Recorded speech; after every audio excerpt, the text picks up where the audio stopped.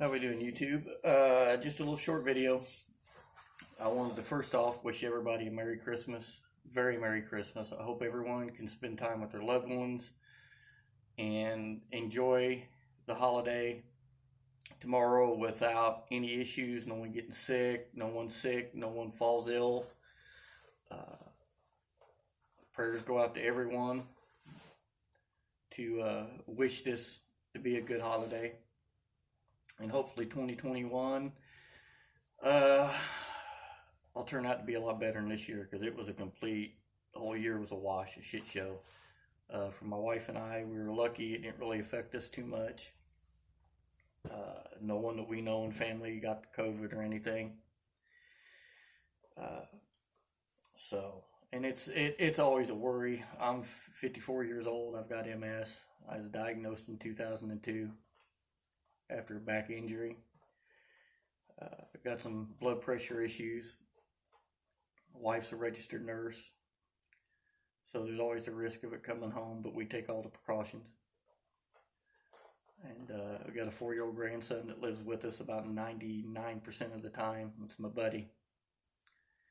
And if his mom ever gets to the point where she ain't doing school and working and everything and actually takes him, I don't know what I'll do without him. He's like having my own, one of the kids around again at that age. And now for a little bit of information toward the truck. I have decided, I talked to the guy at CSU. We're going to go through him, through Kevin, to get a carburetor from him. Yeah, it's going to cost us about $1,600, but from what I understand, talking to everybody, this guy puts them like almost spot on. His customer service is awesome. The guy was really, really helpful. Genuinely a good dude. So we're going to go with that.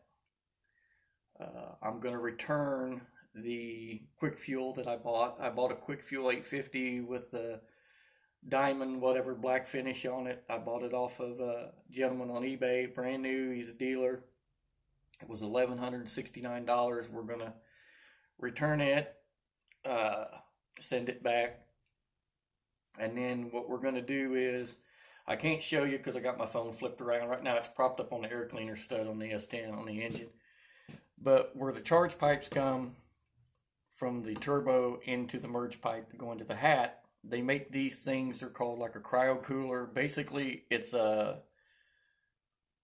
tube that has a coil wrapped around it on the outside, and we're going to put an ice box in the bed and run ice water through the coils to help cool the charge air, because I literally don't have no room for an intercooler short of running the pipes into the firewall, between the seats, out the back of the cab, into the bed, and I'm not doing it. I'm not going to butcher the truck. I really don't want to put it on methanol. I want to keep it on the oxygenated race fuel that I'm using. It should work fine, but I can't think what the name of them are. They're about $100 a piece. I think it's Silicone Intake Systems is who we're getting them from. But they're about 10 inches long total length. And like I said, they got a coil. They got dash 4, which I'm just going to put an adapter and bump it to dash 6. We're going to take the existing fuel lines, cut them, shorten them, and run basically up into a T, run into each one, out each one, and back to the ice box. I'll put some kind of strainer in there. If they have to use like a big dash 12 or something, screen filter, fuel filter, to keep any ice chunks from coming up and getting through the pump, plugging it up. I'm just going to run a Mazir 20 gallon per minute, or 20 gallon an hour, whatever it is, pump.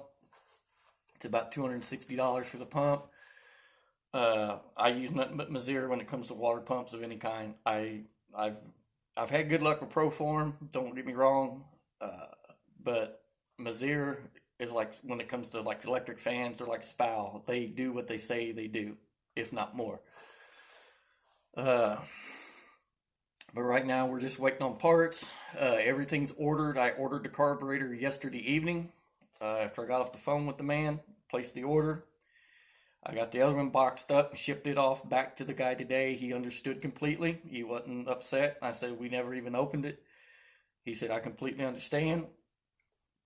He said the same thing about CSU. Outstanding. But other than that, everything else is pretty much ready to go. I got two manifolds, one for the oil line up here to tee everything off and get rid of that brass cross. I've got another one for all the vacuum slash boost lines for the fuel regulator, boost gauge, and so forth. The fuel pump and everything, we're going to work on getting it mounted, get the lines hooked up into it, and start doing as much as we can. I'm going to record all of it so I can show you as we go. No matter how rough the video might be, I'm going to record it and try to get this thing where it's up and running by the end of January. It's just down to the little stuff, but like I said, you know, all that little stuff starts adding up when you don't have it. You know, and the bad thing is you'd be sitting here waiting on a couple AN fittings that cost you 10 or 12 bucks, and it's holding up the whole show. So I bought a whole bunch of fittings I thought I'd need through Russell or Edelbrock now, I guess.